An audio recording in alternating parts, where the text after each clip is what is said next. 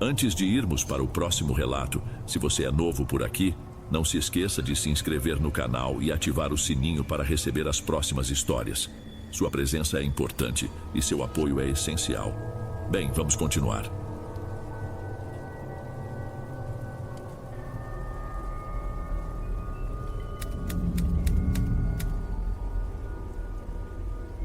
Sempre fui uma pessoa quieta, não do tipo que se isola por completo, mas alguém que fala pouco, observa muito e guarda as opiniões para si mesma.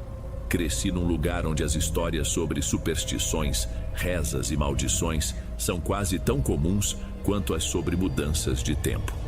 Minha avó vivia dizendo que para cada problema deste mundo existe um chá, uma oração, uma simpatia. Ela e minha mãe me ensinaram desde nova a não ficar correndo atrás de confusão. Mulher que briga demais fica com os ombros pesados. Eu, por mais que não entendesse direito, tentava seguir isso ao pé da letra. Meu nome é Juliana. Hoje, quando olho para trás, sinto até falta daquela rotina simples. Acordar cedo, arrumar a mesa do café, colocar uns pães assando no forno a lenha, pendurar roupa no varal. Eram coisas tão corriqueiras que a gente faz sem perceber o quanto significa uma vida normal. Para mim, nada seria além disso. Um casamento tranquilo, um lar arrumado e, quem sabe, um filho ou dois. Eu não buscava grandes aventuras nem emoções intensas. Achava que ao evitar agitação também evitaria problemas. Foi nesse estilo de vida que segui até os meus 25 anos, quando comecei a trabalhar de forma mais independente. Minha mãe tinha um barracão meio velhinho, onde, volta e meia, a gente vendia pedaços de bolo, café coado na hora, umas bolachinhas caseiras. Lá também servia como ponto de parada para quem estivesse de passagem. A estrada que passava ali perto não era das mais movimentadas, mas de vez em quando aparecia algum viajante, alguém de fora ou mesmo moradores do entorno que iam visitar parentes. Assim, fui pegando o jeito de lidar com diferentes tipos de gente, o que também me ajudou a ver o mundo de outra forma. Talvez por isso eu tenha me aproximado do Fernando. Ele apareceu em uma manhã de sexta-feira. Eu já estava no barracão havia umas 2 horas, limpando tudo e preparando a massa de pão. Ele se aproximou, meio sem jeito, dizendo que tinha sido indicado por um conhecido para tomar café e descansar um pouco. Conversamos rápido. Disse que era professor substituto na escola do bairro mais adiante, que estava começando naquele mês. Perguntou se eu era dona do lugar e expliquei que o espaço era da minha mãe, mas que eu cuidava de tudo. Ele gostou do bolo de milho que servi e falou que tinha um sabor caseiro de verdade. Achei simpático, mas não dei muita trela além do básico, afinal, tinha trabalho para fazer. Fernando voltou mais vezes, tanto no meio da semana quanto em alguns finais de tarde. Dizia que dava uma caminhada até lá para tomar café e ler. Um dia, começou a contar que estava morando provisoriamente em um quarto alugado, pois não era da região e ainda não tinha família ali. Perguntou se eu conhecia alguém que oferecesse almoço barato e casa de cômodo para alugar. Fui tentando ajudá-lo com algumas indicações simples. Ele me pareceu calmo, estudioso e bastante respeitoso. Se tinha um defeito, ainda não tinha demonstrado, ao menos não para mim. Passado um tempo, quando senti que já tinha certa proximidade, apresentei-o para minha mãe. Ela, que nunca confiava 100% em gente de fora, até que se agradou da forma como ele falava. Não mentirei. Fernando tinha uma conversa mansa, um jeito tranquilo de expor opiniões sem forçar nada. Combinava comigo na discrição. Acabamos nos aproximando mais. Ele me contava sobre como gostava de dar aulas, como queria se efetivar na escola e também queria ter um lugar fixo para morar. Acredito que foi a necessidade dele de criar raízes que nos uniu ainda mais rápido. Em menos de 1 ano já estávamos namorando, no nosso ritmo, sem grandes demonstrações públicas de afeto. A região era conservadora e eu também não curtia ficar chamando atenção. Ele conversava com minha mãe com muita cortesia e sempre perguntava sobre minha avó, que na época ainda estava viva, mas doente. Parecia ser um homem preocupado com os outros, sem vícios aparentes, Não bebia nada além de um cálice de vinho em festas. Não fumava. Minha mãe chegou a dizer: "Tá bom demais para ser verdade." Eu, inocente, respondi que era só sorte. Ela permaneceu em silêncio, sem querer estragar minha alegria. Acho que tinha um faro mais aguçado para enxergar coisas que eu não via. Depois desse período de namoro, ele me propôs casamento. Não foi um pedido formal de ajoelhar no chão ou algo do tipo. Simplesmente perguntou o que achava de a gente juntar as coisas de forma oficial e construir vida a dois. Falamos com minha mãe, que aprovou. Fizemos tudo no cartório. A avó adoeceu mais e não pôde ir, mas ficou feliz em saber que eu teria um rumo estável. Depois houve uma festinha simples no barracão, só com uns familiares e 2 vizinhos que considerávamos amigos. Nada demais. A casa onde passamos a morar era a herança de uma tia distante. Estava meio caída, mas tinha estrutura suficiente para abrigar um casal. 2 quartos, uma sala conjugada com a cozinha, um quintal grande com um tanque de lavar roupa e um pequeno pedaço de terra onde cabia plantar algum tempero se quisesse. A vizinhança ficava a uns bons metros de distância, então era tranquilo e silencioso. Eu gostava disso. Sempre gostei de lugares mais afastados da movimentação. No começo, sentia que tinha realizado meu sonho de independência ali.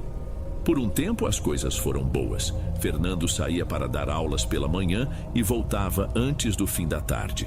Nessa época, eu ainda cuidava do barracão, mas ia e voltava de bicicleta, pois não era tão perto. Acabei percebendo que não dava mais para conciliar tudo, pois a casa precisava de cuidados também. Então, nos primeiros meses de casada, ainda me mantive ativa no ponto de venda, mas depois decidi fechar o barracão por um período. Queria focar em deixar a casa arrumada e com o que Fernando ganhava, a gente se virava bem. O problema começou quando descobri que estava grávida. Na teoria, deveria ser motivo de felicidade, mas na prática, exigia muitos cuidados. Eu me sentia constantemente cansada, enjoada e às vezes tinha tontura.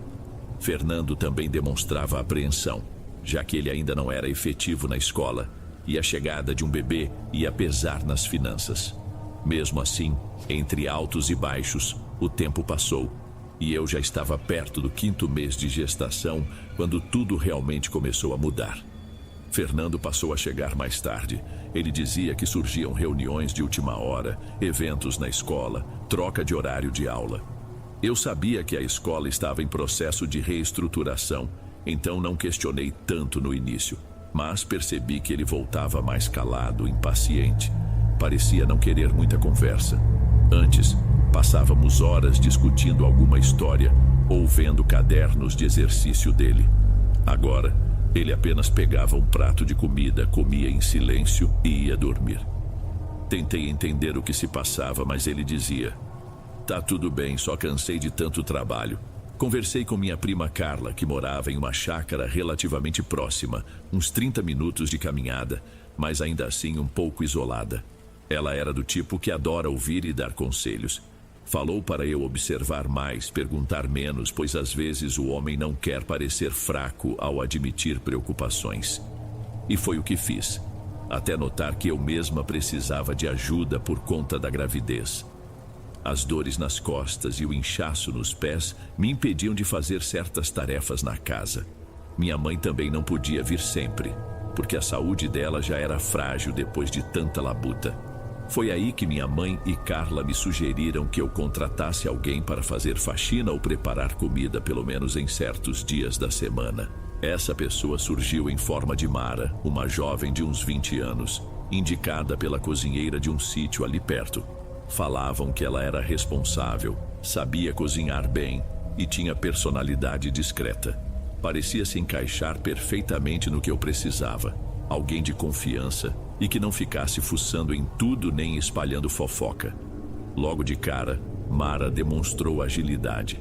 Chegou em um dia pela manhã, limpa, com roupa simples, cabelo preso num coque. Falou baixinho que fazia faxina e cozinhava desde menina, que estava acostumada a trabalhar em várias casas diferentes na redondeza. No início senti até um alívio. Ela se mostrava responsável, chegava pontualmente, perguntava pouco e trabalhava sem grandes pausas.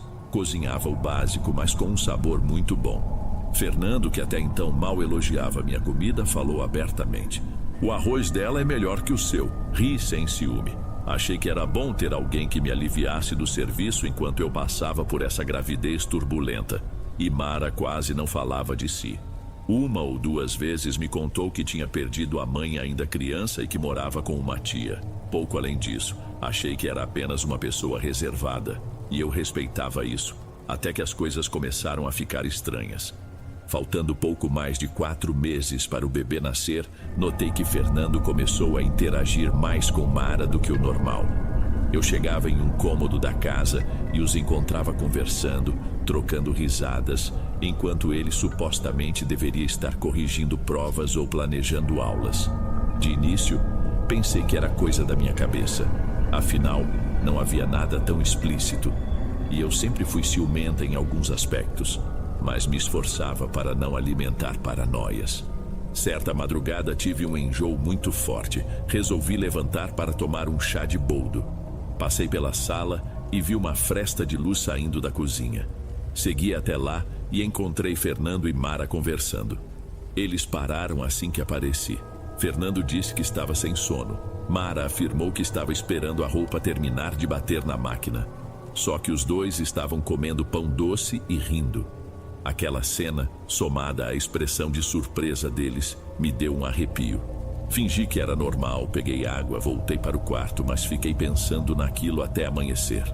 No dia seguinte, perguntei de forma direta a Fernando o que estava acontecendo. Ele só respondeu: "Você está exagerando, foi só um bate-papo. A Mara ajuda a casa a se manter em ordem." Não estendi a conversa, mas a pulga atrás da orelha ficou. Passei a vigiar discretamente como eles agiam. Notei que ela cozinhava algumas vezes pratos que Fernando dizia ter saudade de comer. Já comigo, nunca comentou essas preferências. Pequenas atitudes que reforçavam meus temores. Para piorar, a gravidez me deixava sensível, então eu chorava sozinha, com medo de estar criando um cenário de desconfiança sem base concreta.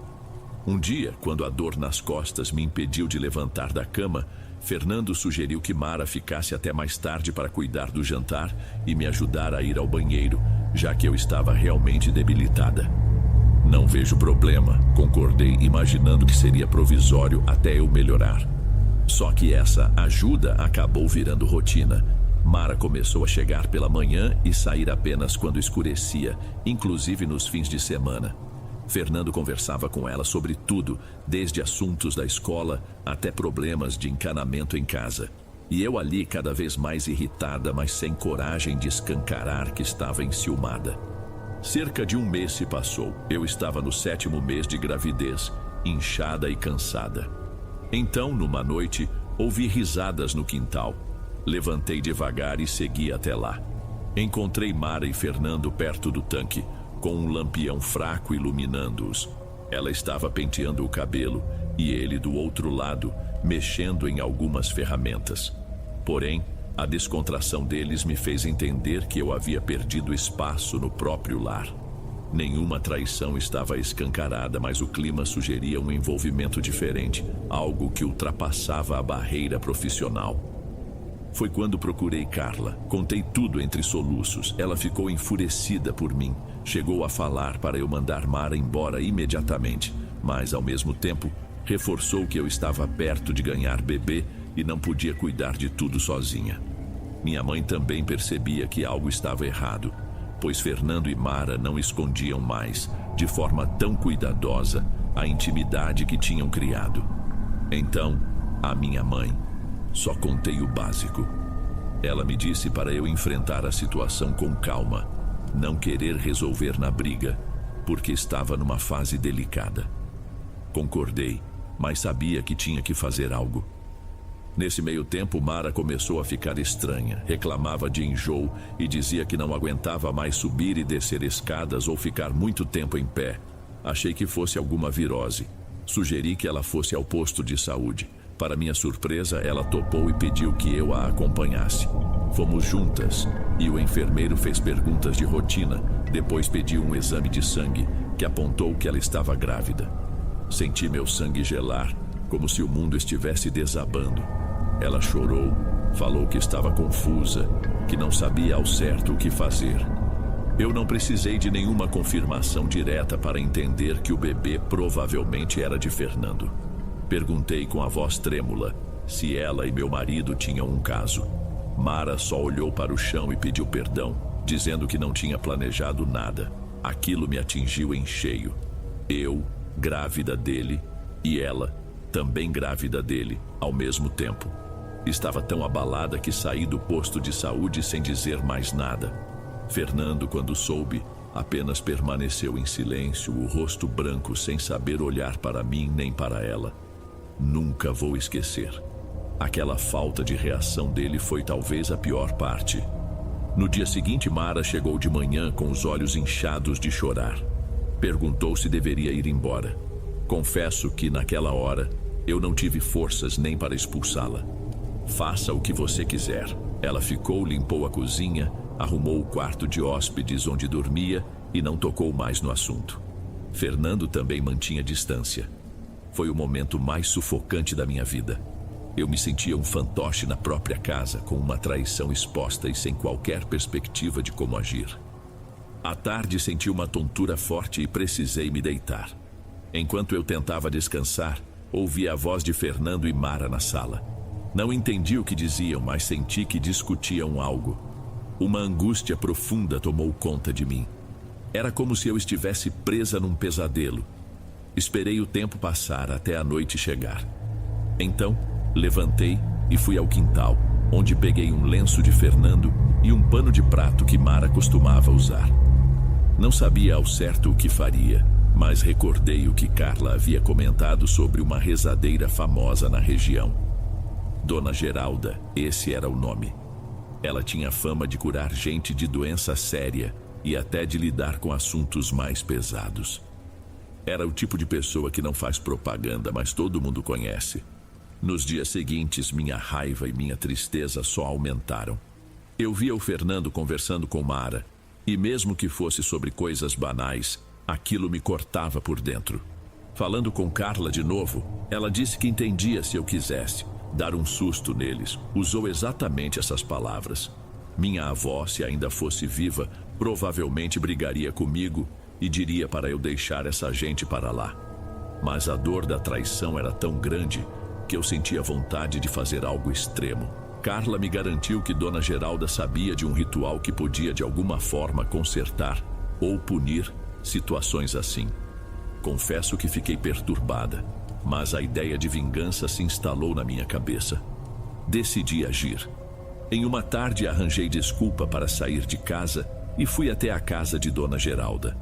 Era uma velha construção de barro, um cheiro de incenso no ar, ervas penduradas, velas espalhadas em um canto. Ela me recebeu sem cerimônias, como se já soubesse que eu iria. Não era de falar muito.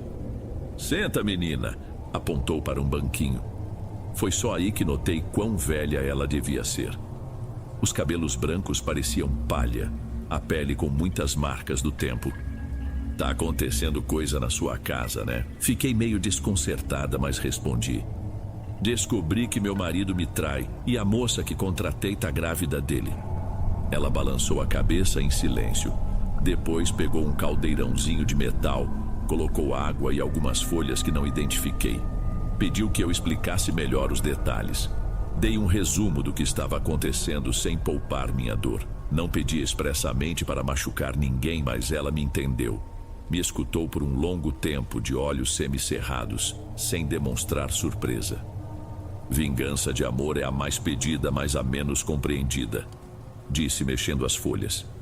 "Você quer acabar com o que eles fizeram, mas tem que saber que coisas assim cobram um preço." Fiquei calada. Ela pediu que eu deixasse sobre uma mesa de madeira o lenço que peguei de Fernando e o pano de prato de Mara. Depois, falou que eu precisaria voltar em 6 dias, trazendo uma fita vermelha ou rosa que estivesse próxima do meu corpo, um pouco de sal grosso e água do meu quintal, aquela onde lavo roupa. Assenti, anotando mentalmente. Ela avisou que naquele período eu deveria agir com normalidade e não comentar com ninguém sobre a visita. Voltei para casa sentindo-me estranhamente decidida. Passei a tratar Fernando e Mara com frieza, mas sem gritar. Só fazia o que precisava fazer. Cozinhava, arrumava o quarto, tentava repousar. Eles perceberam a mudança, mas cada um reagiu de um jeito. Mara me olhava como se pedisse perdão, mas eu virava a cara. Fernando tentava me chamar para conversar, mas eu dizia que não tinha nada para falar. A barriga pesava, os inchaços do corpo aumentavam, e ainda assim, eu seguia firme no meu plano. Quando o 6º dia chegou, cumpri o combinado. Levei à rezadeira um pouco de água do tanque, sal grosso e uma fita que costurei no meu velho avental de cozinha. Ela me recebeu da mesma forma. Colocou as coisas em uma bacia e começou a rezar, fazendo uns murmúrios que eu não entendia. A fumaça das ervas subiu, trazendo um cheiro acre. Confesso que me deu vontade de sair correndo, mas eu estava tomada por uma raiva silenciosa. Queria que ambos pagassem pela humilhação que me fizeram passar. Notei que não se tratava apenas de um ato rápido. Dona Geralda ficou bons minutos em reza contínua, recitando orações antigas e soprando o caldo que formava no caldeirão. Agora você volta para casa e não diz nada a ninguém. O que tiver que acontecer, acontecerá. Mas lembre-se, a porta que se abre pode não se fechar do jeito que a gente quer. Falou com a voz firme e cansada e fui embora, obedecendo. Ao chegar em casa, Fernando não estava e Mara limpava o chão da sala. Passei por ela sem dizer nada. Fui direto para o quarto, tentei dormir. Acordei no meio da noite, suando frio. Tive uma sensação de peso nos ombros que me fez lembrar das palavras da minha avó. Levantei e conferi se tudo estava trancado. Estava. Não havia sinal de Fernando nem barulho de Mara. Voltei para a cama, mas não dormi direito. Nos dias seguintes, notei uma mudança sutil no ambiente. Comecei a ouvir pequenos estalos na madeira do telhado, mesmo sem vento ou chuva. Parecia que a casa estralava, como se estivesse respirando. Pensei que fosse impressão. Mara, porém, apareceu mais abatida, reclamando de um cansaço sem fim. Uma noite ela se sentou à mesa dizendo que não conseguia dormir, que tinha pesadelos com algo sem forma e que acordava com falta de ar. Eu a encarei por uns segundos, sentindo uma ponta de culpa, mas não falei nada. Fernando também se mostrava diferente. Falava pouco, evitava contato comigo, saía mais cedo para a escola e voltava mais tarde ainda. Uma vez, surgiu com o rosto suado, a respiração ofegante e cheirando a terra como se tivesse cavado algo. Perguntei o que houve, ele só abanou a mão. Deixa pra lá, não insisti, mas senti que havia algo muito errado. Por volta da 32ª semana de gravidez, eu comecei a sentir dores ainda mais fortes. Então fui ao médico. Disseram que precisava de repouso absoluto por causa de uma alteração na pressão. Tive que ficar de cama boa parte do dia. Mara assumiu quase todas as tarefas da casa. Fernando, por sua vez, desaparecia.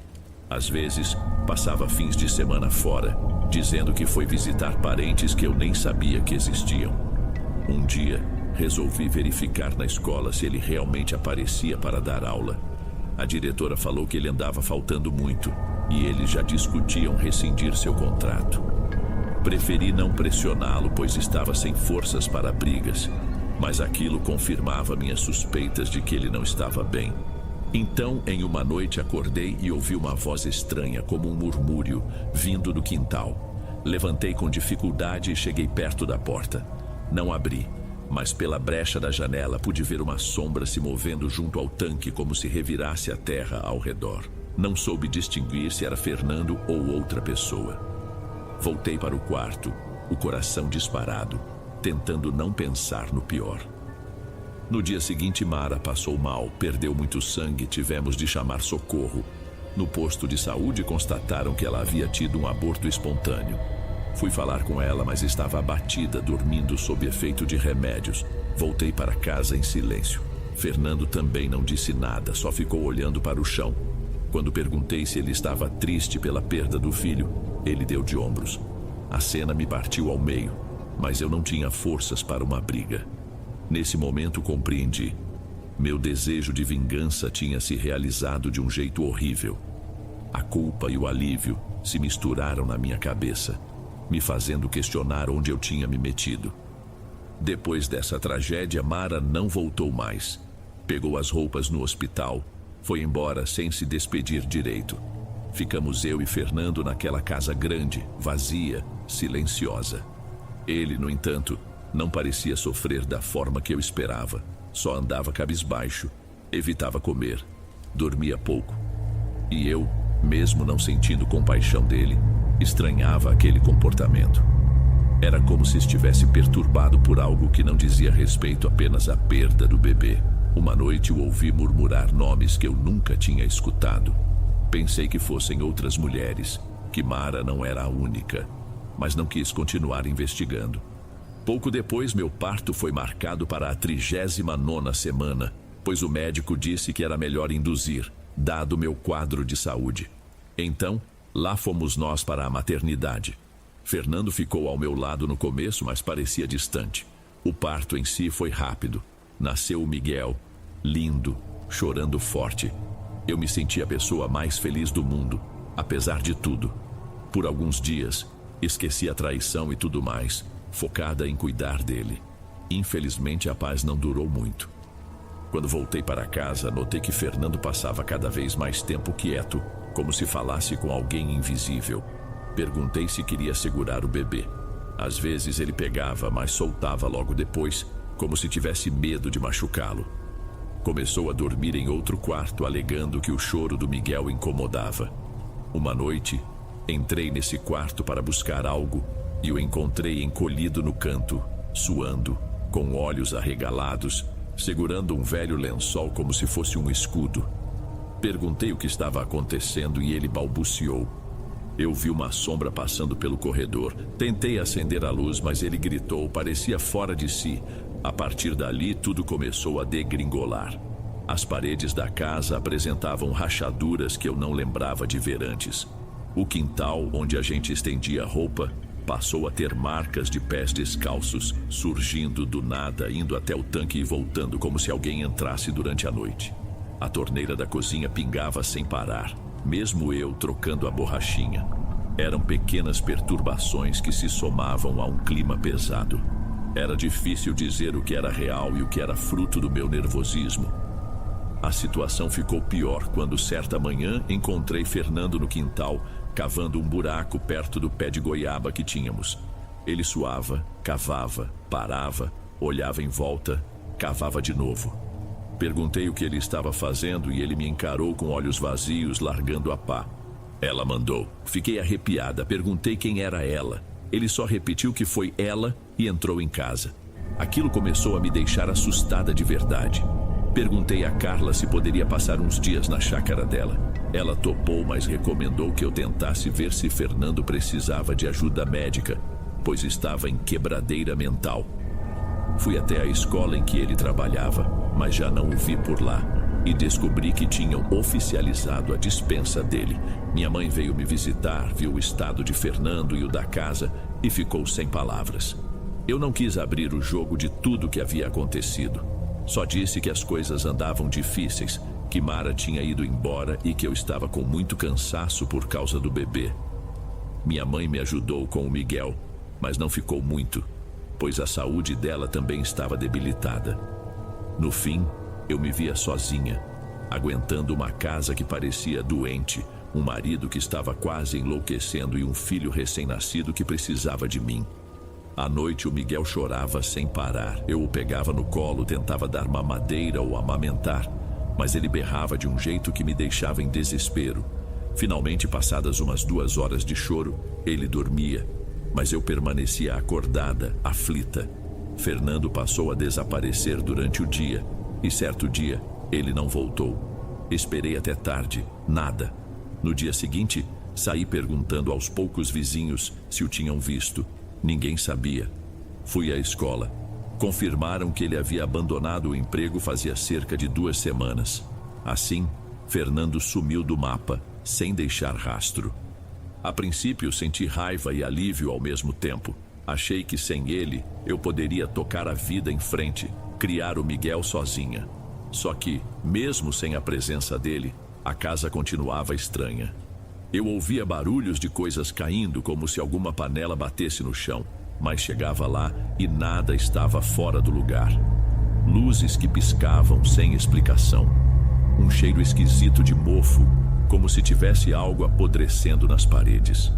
Achei que podia ser um problema de encanamento, mas chamei um encanador que, após avaliar tudo por algumas horas, me disse que estava normal. E o pior, passei a sonhar com a Mara, mesmo sem querer. Sonhava que ela aparecia no quintal, com a barriga de grávida, me encarando de um jeito choroso, segurando algo que parecia um pano ensanguentado. Acordava assustada, sem fôlego. Quando isso aconteceu repetidas vezes, Carla me buscou para passar uns dias na chácara com o Miguel. Lá, consegui dormir melhor, sem pesadelos, mas tinha que voltar para a casa de vez em quando, porque ainda era meu lar oficial e eu não sabia o que fazer a longo prazo. Em uma dessas voltas para casa, encontrei algo que me gelou. O pano de prato que eu havia levado para a Dona Geralda estava em cima da mesa, dobrado, como se alguém tivesse colocado ali. Eu tinha certeza de que não estava mais guardado. Senti uma sensação de pavor. Joguei o pano no lixo, queimei tudo no quintal, com medo de que fosse algum tipo de lembrança do ritual. Varrer e esfregar a cozinha virou meu passatempo, como se a limpeza pudesse afastar o mal-estar. Mas a cada noite que eu dormia lá, tinha a impressão de ouvir passos no corredor. Num final de semana, Carla veio me fazer companhia. Falamos sobre vender a casa, ir para outro lugar. Ela mesma disse que podia me ajudar a achar algo. Só que para vender, eu teria que resolver a questão de documentos e ver se Fernando apareceria ou não, já que a casa estava em nosso nome. E, em algum momento, seria preciso uma separação formal. O sumiço dele complicava tudo. Oficialmente, ele não era considerado morto, apenas ausente. Fui à delegacia com Carla para relatar o desaparecimento e perguntar se algo poderia ser feito. O policial registrou um boletim de ocorrência, mas deixou claro que, sem indícios de crime, não havia muito o que prosseguir. Ele ainda sugeriu abrir um inquérito de pessoa desaparecida, mas como Fernando era adulto e poderia ter saído por vontade própria, as buscas seriam informais. Ninguém de lá conhecia muito bem o Fernando, então não houve grande mobilização. Saí de lá frustrada, porém com algum registro do caso. A casa, no entanto, permanecia com aquele clima pesado. Rachaduras no piso, som de portas abrindo sem vento, louça que se quebrava sozinha dentro do armário. E o Miguel, já com 3 meses, chorava mais quando estávamos ali. Parecia que ele também não sentia paz naquele ambiente. Então, decidi procurar Dona Geralda novamente, buscando reverter o que quer que tivesse sido feito. Mas ela estava doente, segundo os vizinhos, e não podia atender. Disseram até que tinha piorado bastante nos últimos tempos, e a família estava cuidando dela de forma restrita. Em resumo, eu não teria ajuda dela para desfazer ou amenizar o ritual. Sentia que estava por minha conta. Tentei rezar sozinha com a ajuda de umas orações que minha mãe e minha avó sabiam. Acendi velas comuns nos cantos da casa, pedindo proteção. Mas de noite, todas essas velas apareciam apagadas ou viradas, sem que houvesse vento que justificasse isso. Certa ocasião, percebi uma imagem de santo que ficava pendurada na parede dos fundos, toda manchada, como se alguém tivesse borrifado lama ali. No dia seguinte, atirei e lavei, mas as manchas não saíam por completo. Fui deixando a decoração da casa cada vez mais vazia, temendo que algo se manifestasse por meio de objetos. Carla me convidou para ir a um grupo de oração em outra comunidade. Acabei aceitando. Levei o Miguel no colo. Fiquei durante umas 2 horas ouvindo pregações e cantos religiosos. Me fez bem, embora eu não fosse uma pessoa tão devota. Contei a uma das organizadoras que estava vivendo uma fase difícil, mas não entrei em detalhes. Ela me abraçou e disse que rezaria por mim. Voltei para casa um pouco mais leve, mas ao chegar, encontrei a porta dos fundos aberta e marcas de unhas na madeira, como se alguém tivesse tentado arranhá-la com força. Aquilo me deu um gelo na barriga. Fechei tudo, coloquei cadeados e reforcei a trava.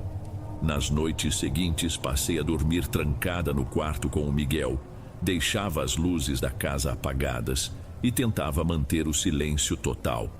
Uma dessas noites, tive um pesadelo intenso. Sonhei que Fernando estava deitado em um caixão, batendo com as mãos na tampa, pedindo para sair, e o rosto dele estava todo sujo de terra. Acordei ofegante, quase gritando. Olhei para o berço. O Miguel dormia, mas soltou um gemido fraco, como se pressentisse minha agonia. Tentei me acalmar, voltei a rezar baixinho, querendo acreditar que era só mais um delírio. Foi então que Carla apareceu com uma notícia estranha. Haviam encontrado ossadas de uma mulher jovem num terreno baldio do outro lado da cidade. Ninguém sabia quem era, e não vou mentir, tive medo de ser Damara. Não perguntei nada, não fui atrás de detalhes. Preferi me afastar. Não queria aumentar minha angústia. Carla respeitou isso, mas ficou preocupada. Achava que a história toda ainda renderia fofocas, pois muita gente sabia do caso em que Fernando e Mara se envolveram, e eu só queria desaparecer. Dali em diante, passei a buscar alguma rotina que me ajudasse a manter a sanidade. Cuidava do Miguel, lavava fraldas de pano, punha roupa no varal, mexia com a terra do quintal para ver se ainda dava para plantar algo. Uma vez cavei levemente perto do pé de goiaba e achei um pano velho, esfarrapado, que parecia conter letras bordadas à mão. Estava sujo de barro e limo, quase ilegível. Quando tentei desdobrá-lo, vi uma frase que se assemelhava a "que seque na terra". Entrei em pânico. Queimei aquilo ali mesmo, sem pensar duas vezes. Alguns dias depois, a estrutura do tanque começou a rachar. Fui ver de perto e percebi que a terra cedia, como se houvesse um buraco sendo aberto por dentro. Ainda assim, não encontrei nada que explicasse. Tentei contatar um pedreiro conhecido para avaliar. Ele veio, deu uma olhada detalhada e comentou: "Talvez haja alguma nascente ou um lençol freático estranho bem aqui por baixo, mas nunca vi nada assim." Ele cobrou pouco para me dar esse diagnóstico, pois conhecia Carla. Ainda assim, não resolveu o problema e foi embora sem saber o que fazer. Fui obrigada a parar de usar o tanque até resolver a questão. Fiquei lavando roupa num balde grande dentro de casa. Cada problema desse me sugava mais energia e eu me via cada vez mais presa naquele cenário. Por insistência de Carla, levei o Miguel a uma senhora que curava de susto. Fazia benzeduras, passava galhos de ervas no bebê, rezava baixinho. Ela me encarou no fim e disse: "Vocês estão num lugar que não quer vocês." Gelei, mas agradeci e fui embora. A febre do Miguel melhorou um pouco e ele chorava menos de noite. Porém, a casa continuava com aquele peso difícil de explicar. Senti que aquilo não era só psicológico, mas também não tinha provas concretas. Não via fantasmas, não escutava vozes claras. Eram sempre sinais sutis, um desconforto constante. As dúvidas consumiam minha mente. Até que, num final de tarde, decidi voltar sozinha à casa de Dona Geralda, mesmo sabendo que estava doente. Bati palmas e uma jovem abriu a porta, dizendo que a senhora não podia receber visitas. Insisti. Expliquei que se tratava de um assunto urgente e ela acabou permitindo minha entrada por alguns minutos. Dona Geralda estava deitada numa rede, ofegante. Olhou para mim e disse sem rodeios: "Não posso te ajudar mais, já mexi com o que não devia." Senti vontade de chorar. Perguntei se havia forma de desfazer o ritual que fizemos. Ela deu um sorriso amargo. "Cada um paga o que deve à terra. Você pagou com o silêncio, com a dor. E ela?" Apontou para cima. "Não larga fácil." Não me perguntou detalhes. Não me deu receita para quebrar feitiço. Apenas pegou minha mão e soprou algo nela, como se fosse um último ato. Então me expulsou com um gesto suave, e a jovem que cuidava dela me conduziu até a porta. Voltei para casa desolada, sem qualquer solução. Nas semanas seguintes, a rotina se repetiu. Incômodos no quintal, barulhos dentro de casa, sonhos ruins, Miguel chorando de forma intermitente. Ninguém aparecia com notícia de Fernando. A família dele, ou o que restava, não tinha contato. Eu já tinha perdido a esperança de que ele fosse voltar. Estava disposta a deixar tudo para trás, mas me faltava dinheiro e forças para tomar uma atitude radical. Carla me abrigava eventualmente, mas ela também tinha família grande e nem sempre podia me receber por muito tempo. Numa noite de lua cheia, eu estava cuidando do Miguel quando ouvi batidas suaves na porta dos fundos. Quis ignorar, mas continuei ouvindo. Peguei coragem e abri a fresta. Não havia ninguém, só o vento e uma sensação de frio no ar. Olhei para o chão e avistei uma pegada marcada na terra úmida, o formato de um pé descalço. Não era do meu tamanho. Era maior, talvez de homem. Fechei a porta, apoiei minha cabeça na madeira e senti um pavor crescendo. Basta, pensei em voz alta. Peguei meu telefone, liguei para Carla. Disse que ia para lá naquela hora. Ela concordou imediatamente. Na manhã seguinte, Carla foi comigo até a delegacia explicar outra vez que Fernando estava desaparecido e que havia sinais estranhos na propriedade. O policial ouviu, fez algumas perguntas, mas repetiu que não havia prova de crime. Seguiu com o mesmo boletim de ocorrência antigo, sem maiores avanços. Voltamos para casa. Carla me ajudou a pegar pertences, limpar algumas coisas, pois planejava me mudar de vez para a chácara dela até resolver o que fazer com o imóvel. Ao mexermos no quarto do Fernando, achamos um caderno velho, com anotações confusas, palavras rabiscadas como se fosse um diário. Ele tinha desenhado figuras estranhas, linhas cruzadas, círculos e em certo ponto escreveu algo como: "Ela chama por mim, ouço todo dia." Não mencionava o nome de Mara, mas falava de outras vozes femininas. Fiquei confusa, mas não queria investigar. Carla achou aquilo assustador, sugerindo que Fernando já estivesse perturbado mentalmente fazia tempo. Fomos guardar esse caderno quando notamos um compartimento no guarda-roupa em que ele escondia algumas coisas.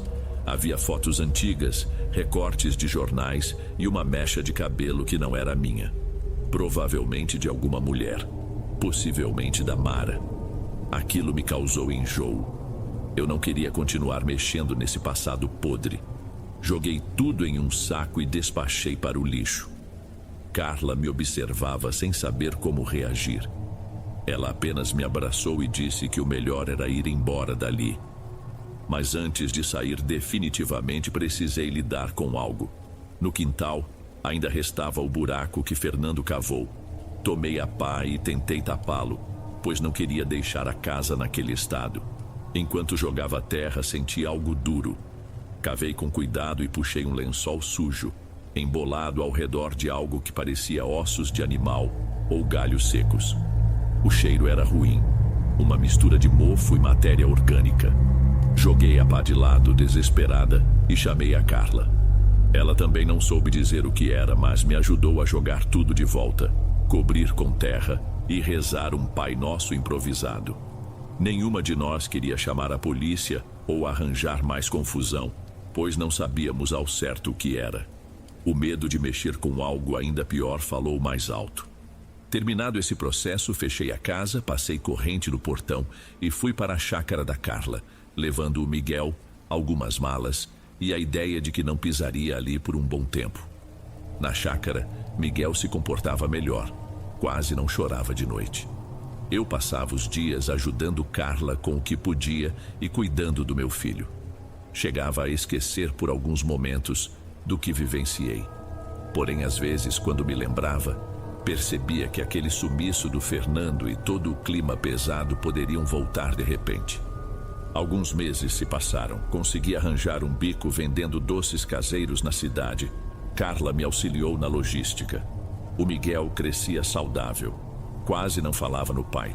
Às vezes, eu me perguntava se ele, quando adulto, sentiria falta de saber a verdade. Mas como contar sem me incriminar? Eu tinha procurado a rezadeira, sentia que de alguma forma participei de um feitiço de vingança que arruinou nossas vidas. Ao mesmo tempo, o tempo passou sem qualquer sinal de Fernando e Mara nunca mais foi vista. Às vezes, as pessoas diziam que ela enlouqueceu e vagava pelas estradas. Eu evitava ouvir esses relatos. Minha mãe também adoeceu, precisando de cuidados especiais. Passei a visitá-la com frequência, pensando em mudar com ela. Mas a casa dela era pequena e já estava lotada de objetos, sem espaço para mim e Miguel. Então continuei na chácara de Carla, que apesar de simples, tinha espaço para nós. A casa que foi minha continuava fechada, aparentemente sem interessados na compra. 2 compradores apareceram, mas desistiram antes de assinar qualquer contrato. Diziam que o lugar tinha ar pesado. A certa altura, nem tentei mais vender. Deixei lá, largada. Foi nesse meio tempo que recebi uma carta sem remetente, sem carimbo de correio. O envelope apareceu na chácara, na varanda. Dentro, havia uma única folha com uma palavra escrita: volta. Carla, ao ver aquilo, me perguntou se poderia ser de Fernando. Mas a letra era tremida, quase irreconhecível. Fomos até a casa novamente, verificar se alguém tinha arrombado. Tudo parecia intacto, exceto por pequenas coisas fora do lugar. Uma cadeira caída, folhas secas acumuladas nos cantos, sinais de que choveu e entrou água por baixo da porta, mas sem sinal de gente. Resolvi instalar uma tranca extra mesmo assim e fomos embora. Cada vez que eu tentava dar um rumo novo à minha vida, algo me puxava de volta àquele lugar e aos eventos que vivi. Passaram-se cerca de 1 ano e meio, e o Miguel, já com quase 2 anos, formava suas primeiras frases. Às vezes ele me olhava e dizia: papá? Eu respondia que o papai não estava mais aqui. Ele não insistia muito, mas eu sabia que em algum ponto essa pergunta seria feita com mais profundidade. Naqueles momentos, eu só rezava para ter força. Algumas vezes me vinham à memória os momentos bons que tive com Fernando, e isso doía, pois parecia que ele fora outra pessoa, muito diferente do que se revelou depois. Também lembrava de Mara, aquela moça quieta que, talvez por carência ou por influência dele, se envolveu numa situação sem volta, e a culpa voltava a me roer. Eu, grávida, cheia de ódio, procurando feitiço, cheguei a invocar algo que poderia ter destruído a vida de todos nós. Ninguém me disse claramente que foi aquilo que matou o bebê dela ou que enlouqueceu Fernando. Mas no fundo, eu sabia que não havia coincidência. Carla percebeu que eu andava abatida e sugeriu que eu fosse conversar com um padre numa igrejinha perto dali. Relutei, mas achei que não custava tentar. O padre me ouviu com atenção, sem me interromper. Contei parte do que passei, sem citar rituais ou nomes. Ele me disse que todo pecado pode ser perdoado se houver arrependimento sincero, e que às vezes precisamos aceitar o passado para seguir adiante. Não me senti totalmente melhor, mas foi bom falar em voz alta sobre o peso que carregava. No entanto, a história não acabou aí. Um dia, um homem que trabalhava na manutenção de casas na região entrou em contato, dizendo que alguém quis saber se a minha casa ainda estava à venda. Fiquei animada, achei que era a oportunidade de me livrar dela. Combinei de encontrar essa pessoa no local. Quando fui até lá, a tal pessoa não apareceu. Esperei quase 2 horas, andando pelos cômodos vazios, que agora cheiravam a mofo e abandono. Ao sair, notei no chão do quintal algo parecido com um tecido claro meio enterrado. Fui checar e reconheci a echarpe que Fernando dera para Mara. Aquela cena me deu um impacto enorme. De onde surgiu aquilo? Quem colocou ali? Não conseguia imaginar. Com a respiração pesada, arranquei a echarpe da terra e me desfiz dela, jogando numa fogueira improvisada com gravetos e jornais. Vi o tecido queimar até virar cinzas, sentindo um misto de medo e libertação. Depois fechei a casa correndo e saí sem olhar para trás. Tinha certeza absoluta de que aquele lugar guardava memórias e energias que não me dariam paz. Qualquer venda seria complexa, mas eu estava decidida a prosseguir. nem que fosse vendendo por um valor irrisório. Pouco tempo depois, uma vizinha veio me dizer que viram uma moça esquisita rondando a propriedade de madrugada. Cabelo comprido, roupas largas, andava curvada. Poderia ser Mara? Eu não tinha resposta. Aquela informação só reforçou minha decisão de não pisar mais lá. Quando Carla soube, ficou aflita, pois achava que Mara podia realmente ter enlouquecido e estar dormindo pelos cantos, levando uma vida miserável. Tentamos descobrir algo perguntando em alguns postos de saúde, mas não obtivemos confirmação de internações. E eu, sinceramente, estava cansada de buscar respostas que não existiam. Muitos me diziam que eu precisava refazer minha vida, dar um lar estável para o Miguel, esquecer o passado. Tentei seguir esses conselhos, fui levando de maneira mais calma, trabalhando quando podia, deixando o Miguel brincar solto na chácara, fazendo amizades com gente de bom coração. Recebia convites para sair, me distrair, mas sempre recusava. Sentia-me insegura, envergonhada de toda a bagunça que foi meu casamento e do que resultou. Me acostumei a viver assim, meio fechada para o mundo. As coisas pareciam relativamente estáveis. Eu não via Fernando, nem Mara, nem recebia cartas estranhas. Miguel estava perto de completar 3 anos, falante, cheio de vitalidade. Foi então que Carla me disse que seria bom a gente voltar na casa para pegar alguns móveis e trazer para a chácara, evitando deixar tudo se deteriorar. Concordei, mas fui com um aperto no peito. Ao chegar, abrimos a porta e demos de cara com o que parecia ser um acampamento improvisado na sala. Havia lençóis jogados no chão, embalagens de comida estragada, garrafas de plástico. Fomos revistar os cômodos. Ao chegar no quarto que era do Fernando, vi algo que me deixou aterrorizada. Um bilhete amassado sobre a cama, escrito: "A terra nos uniu, você vai voltar." Reconheci minimamente o estilo do traço dele ou algo parecido. O travessão nas letras maiúsculas lembrava as anotações do caderno que achamos antes. Carla ficou branca, me segurou pela mão e falou que precisávamos sair dali. Saímos às pressas. Liguei para a polícia, expliquei que havia sinais de invasão e um oficial foi ao local registrar. Entretanto, não havia suspeito evidente nem provas de crime, então só anotaram tudo e foram embora. Para mim estava claro que algo daquele passado não deixava a casa. Não era apenas invasão de morador de rua, havia uma mensagem direta. Eu quis demolir o imóvel, mas a burocracia era grande. Então, a solução foi murar tudo, tirar portas e janelas, deixar aquilo como um bloco de concreto abandonado. Consegui um empreiteiro local que aceitou fazer o serviço por um valor bem abaixo do normal, pois Carla intermediou a negociação e ele ficou com parte dos materiais removidos. Em 2 semanas eles ergueram um muro ao redor de todo o quintal, lacrando a área. Me custou o resto das economias que tinha guardado, mas eu queria paz. Alguns estranharam a decisão, mas ninguém questionou demais. Depois disso, fiquei meses sem ter pesadelo, sem receber recados ou cartas estranhas. Miguel, com mais de 3 anos, começou a falar de coisas aleatórias, sem mencionar o pai. O clima ficou mais leve. Tentei não pensar em toda a história. Porém, de vez em quando, ainda lembrava dos olhos de Mara no posto de saúde, de Fernando me encarando sem reação quando descobri a traição e da reza de Dona Geralda no caldeirão. Era impossível apagar tudo. Certa noite, a mãe da Carla, que também morava na chácara, mencionou algo curioso. Disse que há muitos anos, antes de a casa ser herdada pela minha tia, houve um caso de marido que traiu a esposa, e esta, por vingança, teria procurado uma mulher que morava na mesma região onde Dona Geralda vivia. Esse marido também sumiu, e a esposa mudou de cidade pouco tempo depois.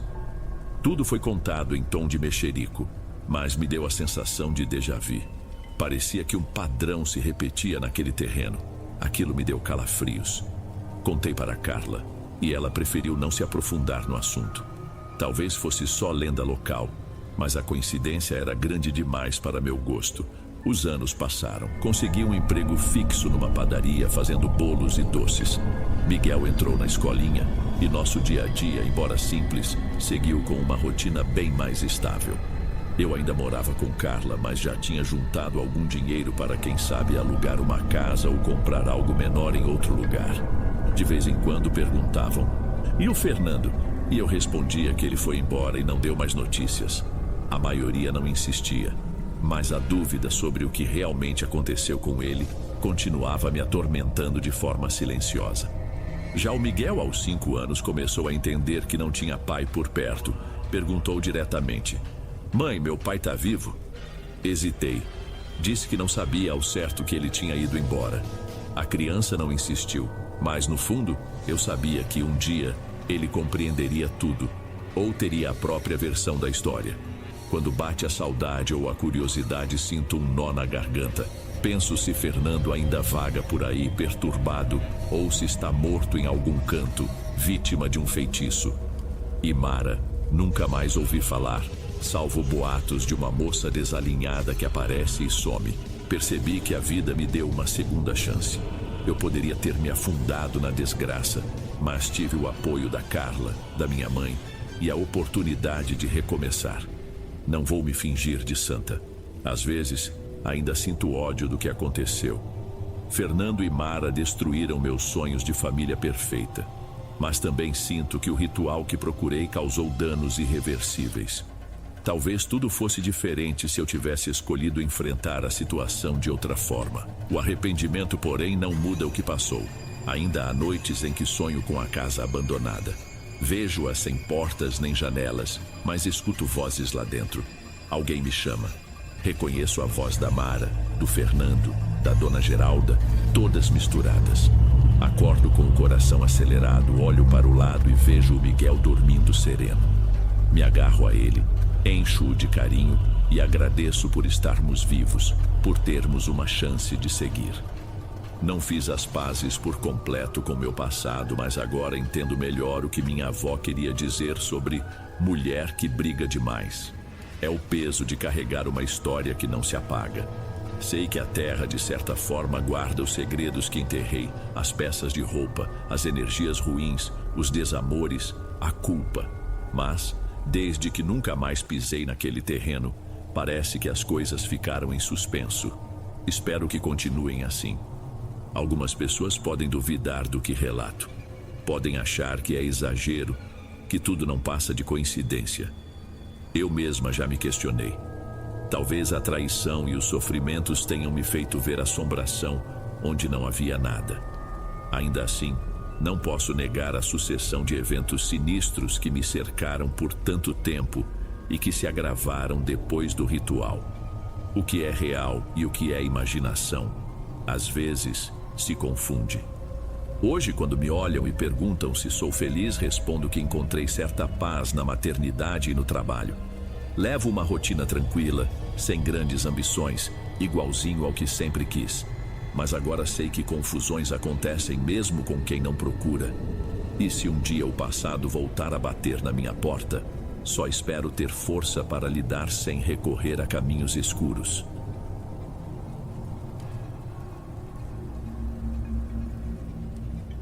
Ei pessoal, obrigado por ouvirem. Clique no sininho de notificações para ser alertado de todas as futuras narrações. Lanço vídeos novos todos os dias por aqui. Espero te ver nos próximos. Agora na tela vou deixar outros 2 bons vídeos que sei que irão gostar. Te vejo por lá.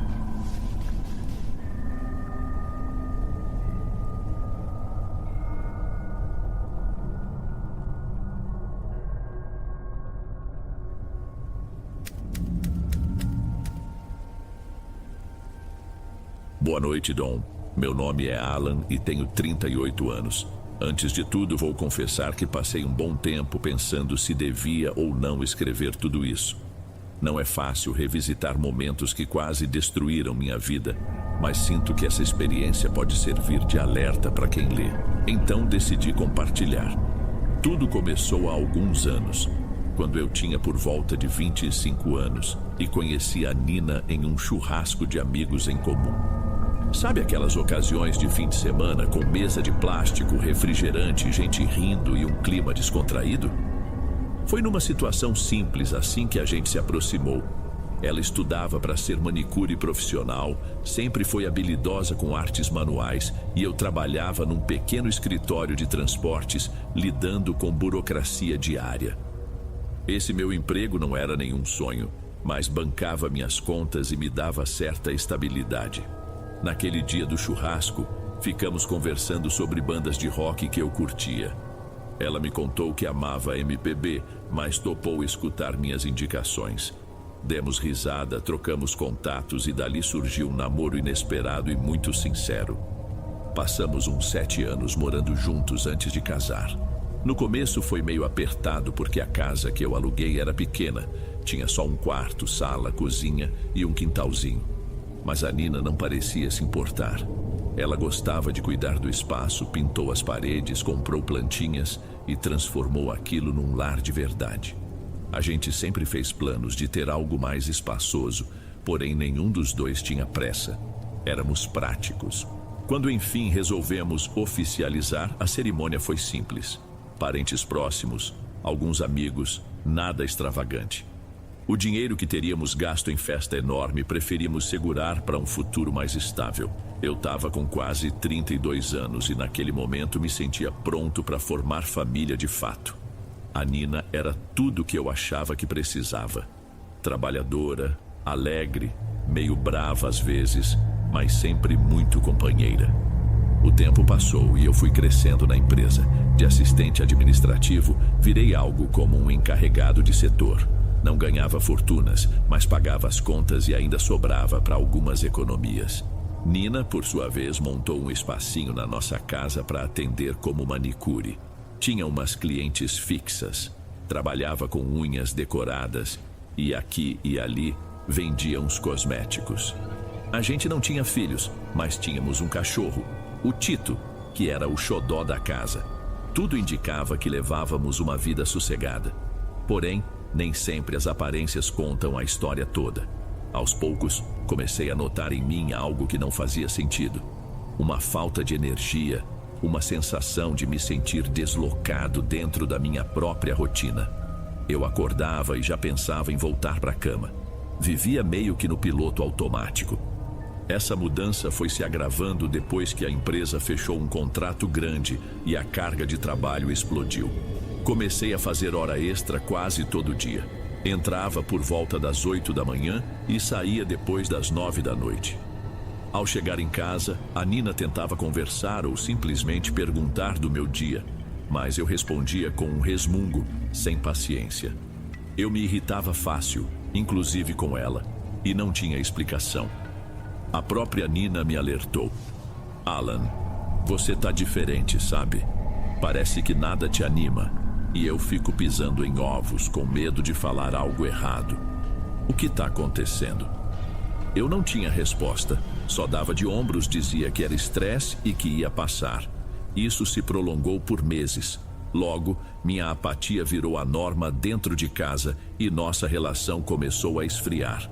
A Nina continuava levando a vida dela, recebendo clientes e fazendo suas unhas decoradas.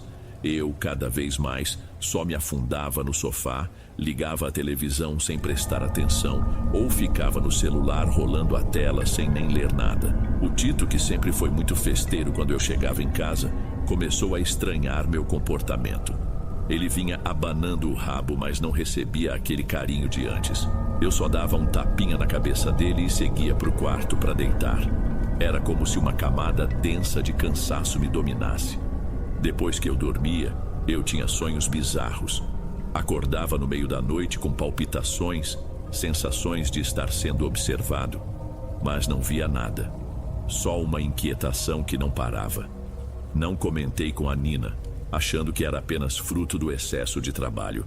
Porém, o ponto de virada aconteceu quando entrou no meu setor uma colega nova chamada Regina.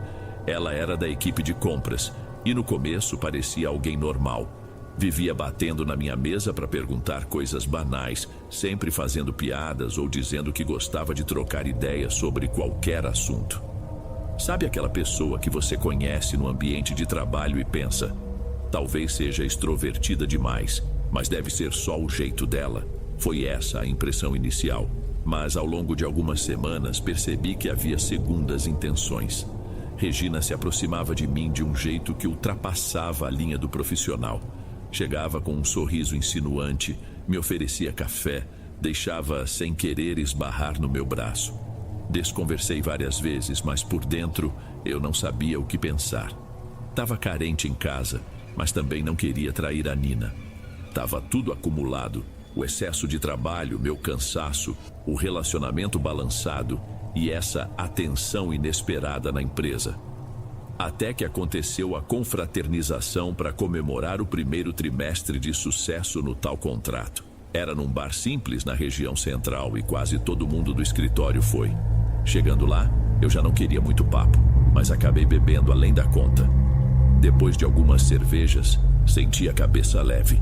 Lembro que Regina se aproximou, disse alguma coisa no meu ouvido e, num movimento rápido, me beijou. Aquilo durou pouco, menos de 1 minuto, mas foi suficiente para me deixar cheio de culpa e arrependimento imediato. Saí apressado, só com um aceno para os colegas. Voltei para casa com um embrulho no estômago. No dia seguinte, minha cabeça girava. Eu não conseguia parar de pensar em como esse erro ia me assombrar. Para minha surpresa, Regina não deixou aquilo morrer. Começou a me mandar mensagens, no começo de forma suave, dizendo coisas como: "Foi incrível, não acha?" Respondi friamente, pedindo para ela parar. Mas ela seguiu mandando recados estranhos sobre destino, sobre energias que nos ligavam. Falava como se estivesse estudando coisas espirituais avançadas e tinha certeza de que eu fazia parte disso. Aquilo me dava uma sensação de desconforto, mas eu tentava ignorar. Ela chegou a enviar fotos minhas tiradas sem que eu percebesse, falando: "Você não imagina a nossa conexão." Foi bizarro. Em casa, a situação ficou ainda pior quando eu resolvi contar para Nina o que tinha acontecido. Eu não quis esconder porque já estava sufocado. Contei num fim de noite tremendo, pedindo perdão e dizendo que tinha sido só um beijo rápido. A Nina ouviu, ficou parada, me olhou como se eu fosse um estranho. Depois se levantou e foi para o quarto. Desde então, eu dormi no sofá. Depois dessa confissão, o clima em casa ficou insuportável, não por brigas ou gritos, mas pela ausência de diálogo. Eu tentava dizer algo, mas a Nina se limitava a monossílabos. Ela até entendia que eu estava arrependido, mas a confiança dela desabou. E tudo isso ainda era turbinado por aquela estranheza que eu vinha sentindo. Dores de cabeça, fraqueza, episódios de insônia profunda. E não parou por aí. Regina intensificou as mensagens dizendo que alguém tinha me feito mal, que ela poderia libertar minha energia, que se eu me afastasse dela, as consequências seriam graves. Passei a temer pela Nina, que não tinha nada a ver com essa história, mas era a pessoa que poderia ser mais prejudicada se Regina resolvesse enlouquecer de ciúme. Nessa época, comecei a reparar que o Tito, nosso cachorro, evitava ficar perto de mim. Ele, que sempre foi carinhoso, passou a rosnar baixo quando eu entrava na cozinha, principalmente à noite. Em algumas madrugadas eu percebia que ele latia para uma parede como se visse algo que eu não via. A Nina também notou que ele urinava dentro de casa, algo que jamais aconteceu desde que o adotamos. Era como se tudo estivesse de cabeça para baixo. E um dos primeiros eventos estranhos que me fez cogitar que havia algo sobrenatural envolvido foi quando eu acordei para beber água e encontrei a porta da sala aberta, sem sinal de arrombamento. Parecia que alguém tinha entrado, mas não havia ninguém lá fora. Senti um calafrio, fechei a porta e coloquei a tranca. Minha mente tentava achar explicações lógicas. Esqueci de trancar, mas eu tinha certeza de que não. Os problemas se agravaram a ponto de a Nina chamar uma prima dela que era muito religiosa. Essa prima, a Lia, sugeriu que fôssemos até a casa de uma benzedeira conhecida como Dona Anita. A Nina praticamente me arrastou, pois eu não gostava desse tipo de coisa. Chegamos lá num domingo pela manhã. A casa era simples, meio antiga, tinha um cheiro forte de ervas secas. Dona Anita nos recebeu com calma, pediu para tirarmos os calçados e avisou logo que sentia uma carga estranha me envolvendo. Eu fiquei meio sem graça, mas resolvi ficar em silêncio e ouvir. Ela pegou um punhado de arruda, passou ao redor do meu corpo, rezando baixinho. Disse depois que alguém estava trabalhando contra mim, que havia uma intenção forte de me separar da Nina.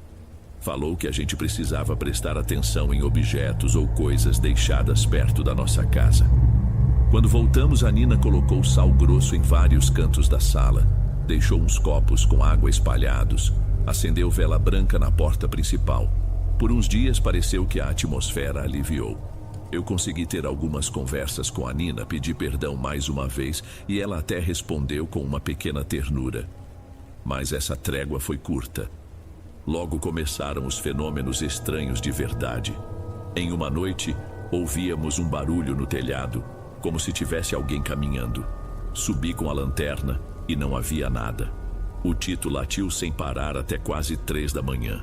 No dia seguinte vimos algo no quintal, uma sacola preta amarrada com fita vermelha, contendo terra, pedaços de pano e um papel com meu nome e o da Nina rabiscados.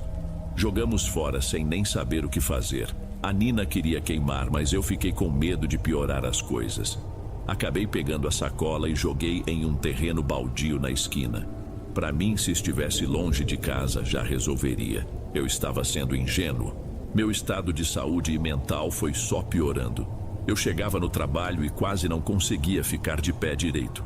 Um dia, Regina apareceu na minha mesa para dizer que eu estava péssimo e que talvez fosse a hora de eu admitir que precisávamos ficar juntos.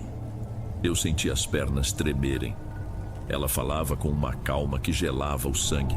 Parecia ter certeza de algo. Eu a mandei se afastar, tentei soar firme, mas estava com medo. Ela riu e saiu andando. Pouco depois, senti um enjoo tão forte que corri ao banheiro para vomitar. Era como se uma pequena parte de mim já soubesse que algo muito ruim estava sendo direcionado na minha direção e eu não tinha forças para reagir. A Nina, nesse meio tempo, percebeu que minha depressão ou apatia não era algo normal. Ela começou a colocar músicas de reza em casa, conversava com o Tito, tentava animar o ambiente. Mas parecia que quanto mais ela tentava, mais pesado ficava. Numa quarta-feira tivemos uma discussão por um motivo bobo. Ela me pediu para lavar a louça, eu me irritei e respondi de um jeito agressivo. Ela, chocada, guardou um silêncio. Aí me bateu um arrependimento imediato. Tentei pedir desculpas, mas ela não me olhava. É como se houvesse algo nos separando fisicamente, mesmo estando a poucos passos de distância. À noite dormimos lado a lado, mas tudo estava gelado entre a gente. Uma semana depois, numa sexta, recebi a notícia de que haveria outra confraternização na empresa. Fiquei apavorado, não queria ir. Achava que Regina estaria lá, mas ela tinha faltado nos últimos dias. Meu chefe insistiu para eu participar, já que eu estava mostrando um rendimento baixo e talvez socializar me fizesse bem. Fui contra a vontade. No bar, não fiquei muito tempo e saí cedo. No caminho de volta, meu celular tocou. Um número desconhecido. Atendi e era Regina dizendo: "Você nunca vai se livrar de mim. Se eu não puder ter você, então você vai perder tudo que tem." Aquilo gelou a minha coluna. Desliguei na hora e corri para casa. Quando cheguei, a Nina estava chorando baixo no quarto. Havia recebido também um recado no celular dela, com um perfil falso falando: "Ele não é seu." A Nina entendia que era Regina, mas não tínhamos prova de nada. Naquele ponto, a casa parecia tomada por uma atmosfera de insegurança. A Nina rezava todos os dias, acendia velas, trocava a água dos copos, mas as coisas não melhoravam. Um dia, o Tito começou a latir loucamente para nossa porta de entrada. Abrimos para ver se tinha alguém, mas não havia nada além da noite escura. Só que no chão, bem em frente ao portão, havia uma pequena boneca de pano costurada de modo grotesco, sem rosto, amarrada com uma fita preta. Ficamos tão assustados que chamamos a prima Lia outra vez, e ela chamou de volta a dona Anita, que nos visitou. Quando viu a boneca, Anita apenas balançou a cabeça, dizendo que aquilo era sinal de que alguém com conhecimento estava reforçando uma praga ou amarração contra mim. Anita nos orientou a queimar a boneca numa lata e enterrar as cinzas. Fizemos isso, e a Nina passou horas rezando depois. Achamos que iria melhorar, mas parecia que a cada tentativa de defesa, algo pior surgia. Certa manhã, acordei e percebi que tinha pequenos arranhões no braço, como se fossem linhas paralelas finas. Eu não lembrava de ter me batido em lugar nenhum. Mostrei para Nina, que ficou espantada. Ela disse: "Pelo amor de Deus, Alan, não tá vendo? Isso não é normal." Eu fiquei calado, sem saber o que dizer. Durante a tarde fui trabalhar tentando me distrair, mas na hora do almoço comecei a sentir dores no pescoço e uma sensação de queimar. Olhei no espelho do banheiro e vi uma espécie de vermelhidão, como se fosse uma reação alérgica, mas estava formando um desenho estranho, quase como marcas de dedos. Foi aí que me dei conta de que era sério.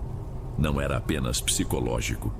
Contei tudo pro meu chefe, que não acreditou e achou que eu estava inventando desculpas. De noite voltei para casa e a Nina me abraçou com força, dizendo que estava com medo de me perder. Disse que eu parecia cada vez mais apático, às vezes ficava falando coisas sem sentido dormindo. Então resolvemos buscar outra ajuda espiritual, já que a dona Anita não tinha dado conta. Pesquisamos na internet, falamos com conhecidos, até que um amigo me indicou Yara, uma benzedeira bem mais experiente, que também fazia orações antigas. Marcamos para uma tarde de sábado e fomos. A casa de Yara era num bairro bem simples, mas tinha um quintal grande, cheio de plantas e ervas penduradas. Assim que cruzamos o portão, senti um calafrio. Yara nos recebeu com poucas palavras, só observando como a gente se comportava. Ela mandou tirarmos os sapatos e nos levar até uma sala onde havia um círculo de sal espalhado pelo chão. Disse: "Senta cada um de um lado, vou ver se ainda dá tempo de cortar isso." Ela acendeu 2 velas, uma bem escura e outra branca, e começou a passar um ramo de folhas ao redor de mim, dizendo uma prece num tom que eu mal entendia. A Nina também passou pelo mesmo procedimento. Yara então soprou uma espécie de fumaça com cheiro de tabaco. Quase me deu náuseas. Depois, suspirou e comentou: "Tem um laço forte aqui. Alguém com raiva, inveja ou obsessão. Me parece uma amarração para separar vocês e prender o rapaz num torpor, numa paralisia. Isso não é coisa de iniciante. Tem alguém que sabe o que faz." Saímos de lá chocados, mas de certo modo mais conscientes de que talvez pudéssemos contornar a situação. Na volta, a Nina até quis comprar umas plantas de proteção para colocar na sala, como a ruda, espada de São Jorge. Mas no fundo, eu ainda estava cético. Achava aquilo exagero, embora meus braços e pescoço dissessem o contrário. As 2 ou 3 noites seguintes foram menos perturbadoras. Consegui dormir com mais tranquilidade, mas na 5ª noite depois do ritual, tudo piorou de vez. Voltei do trabalho e encontrei as cadeiras da cozinha todas viradas, como se alguém tivesse passado e derrubado sem misericórdia. O Tito estava escondido debaixo do sofá, tremendo. A Nina estava nervosa, me dizendo que ouvira barulhos de passos e sussurros vindos do corredor. Eu tentei acalmá-la, mas por dentro também tremia. Analisamos a casa inteira para ver se alguém tinha invadido, mas tudo estava trancado. Era mais um sinal de que algo invisível agia lá dentro.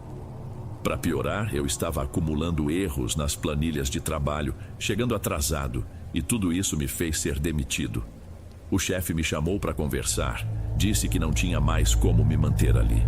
Aquilo foi um baque gigante, porque significava que eu iria perder meu principal meio de sustento. Voltei para casa com o olhar vazio. Só que, para minha surpresa, a Nina não me julgou. Me abraçou e disse que sabia que tinha algo muito estranho em volta de nós, que não era minha culpa completa. Me prometeu que a gente ia sair daquela situação juntos. No mesmo dia, conversamos com Yara por telefone. Ela pediu para a gente fazer uma varredura em todos os cantos da casa, principalmente no forro, no quintal e embaixo dos móveis, para ver se encontrávamos algo que não fosse nosso. Passamos a tarde inteira vasculhando. Foi só de noite, já quase desistindo, que achei um embrulho de plástico escondido perto de uns tijolos no quintal. Dentro havia um vidro pequeno com terra, pedaços de prego, uma foto minha com a Nina e uns fios de cabelo escuro. Meu coração disparou. Eu chamei a Nina, mostrei o que tinha achado e nós ficamos paralisados, sem saber como aquilo foi parar ali. Nenhum de nós dois tinha colocado algo assim na casa. E a foto era relativamente recente, de uns 6 meses atrás, quando fomos no aniversário de um primo dela. Não lembrávamos de ter dado essa foto para ninguém. Ligamos para Yara, que pediu que não mexêssemos mais naquilo. Disse que era a prova do trabalho que estava sendo feito contra nós. Mandou que levássemos até ela para queimar num ritual. Fomos no dia seguinte. Ela colocou o vidrinho dentro de uma panela de barro, rodeou com sal grosso, acendeu velas, jogou ervas secas por cima e começou a rezar. Falava baixinho numa entonação firme, às vezes mudando para o que parecia outro idioma. A certa altura, pediu que saíssemos da sala e deixássemos ela terminar sozinha. Ficamos no quintal uns 20 minutos, escutando estalos, um barulho de algo fervendo. De repente sentimos um cheiro fortíssimo, como se fosse plástico e cabelo queimando. Me deu ânsia de vômito. Depois que ela terminou, chamou a gente e mostrou uma bacia com cinzas. Fomos até um riacho nos arredores daquela região e jogamos tudo. Ela disse que aquilo era só uma parte do processo, que às vezes essas energias deixam resíduos e a pessoa responsável não desiste fácil. A Nina perguntou se a Regina poderia mandar mais coisas, e Yara respondeu que sim, pois quem faz esse tipo de ritual, se estiver obcecada, pode repetir quantas vezes quiser até alcançar o objetivo. Isso nos deixou em alerta. Por uns dias a paz pareceu reinar. O Tito voltou a ficar mais próximo, comendo bem, e a Nina e eu conseguimos ter momentos de conversa real, sem aquela tensão constante. Fizemos até planos de buscar um emprego alternativo para mim, já que não teríamos mais aquela renda. Chegamos a pensar em vender alguns pertences para pagar as contas do mês. Nesse ínterim, Regina sumiu de vista.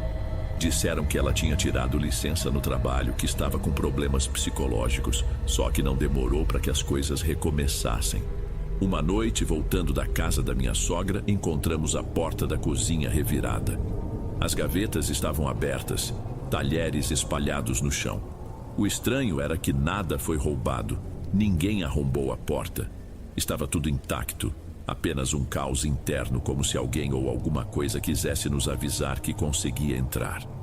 O Tito se encolheu num canto e começou a emitir um rosnado baixo, desesperado. A Nina ligou para Yara, que recomendou uma defumação urgente. Queimamos folhas de arruda e guiné pela casa inteira, rezando baixinho.